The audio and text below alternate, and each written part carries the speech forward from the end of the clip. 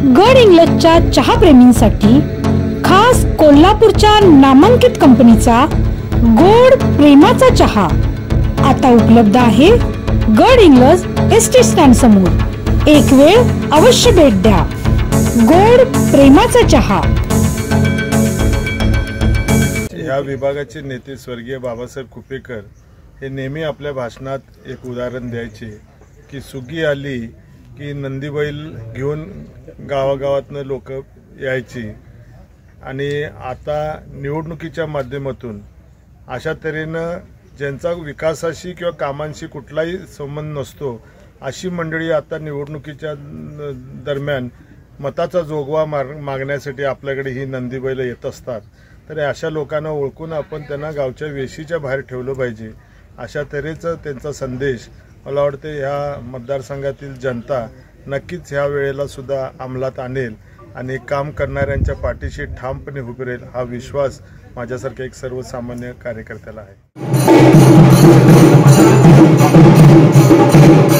चंदगड विधानसभेचे सदैव कार्यतत्पर आणि लोकप्रिय विद्यमान आमदार राजेशदादा पाटील यांनी आपल्या मतदारसंघातील मुस्लिम बांधवांसाठी विकासाची थेट गंगाच त्यांच्या अंगणात आणलेली आहे।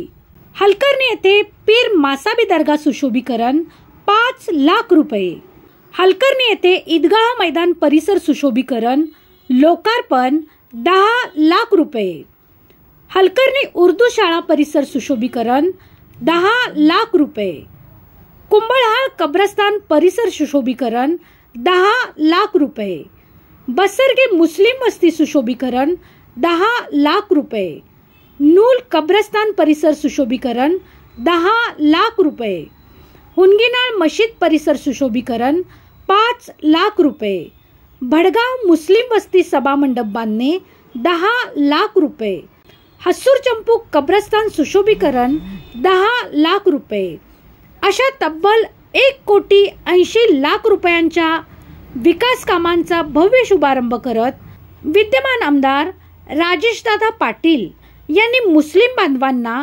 राजेश पर्वाची मोहरम भेटच दिलेली आहे। सरसमान्याचा आमदार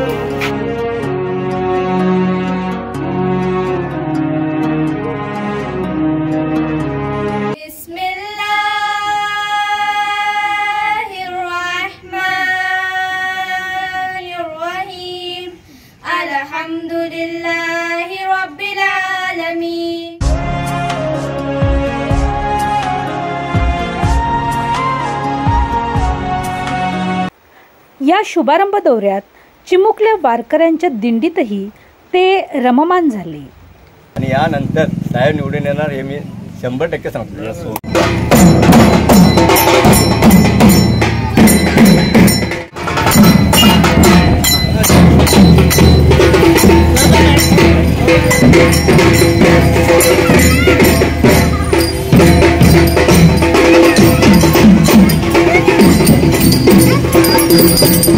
यांनी काम केले ते पुण्याचे काम केले आहे।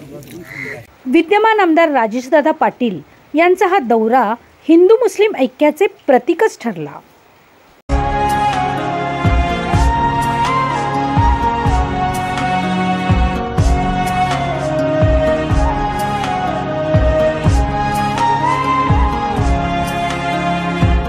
आणि निश्चितपणे विधानसभेमध्ये पुन्हा एकदा तुमच्या रूपानं फुले आंबेडकर शाहूंचा विचार या विधानसभेमध्ये पोहोचवण्याचं काम करू असं मी अभिवेदन आमच्या सर्व हिंदू समाजाच्या वतीने देतो।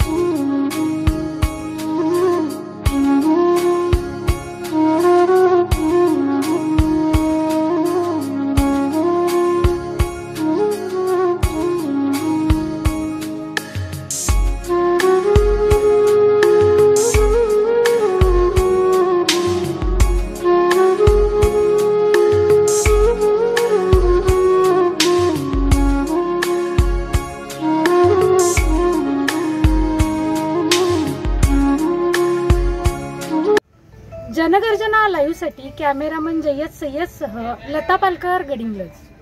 तेवढ्याच मोठ्या ताकदीनं आमचा समाज भविष्यामध्ये नक्कीच विधानसभेसाठी तुमच्या पाठीशी खंबीरपणे उभं राहील।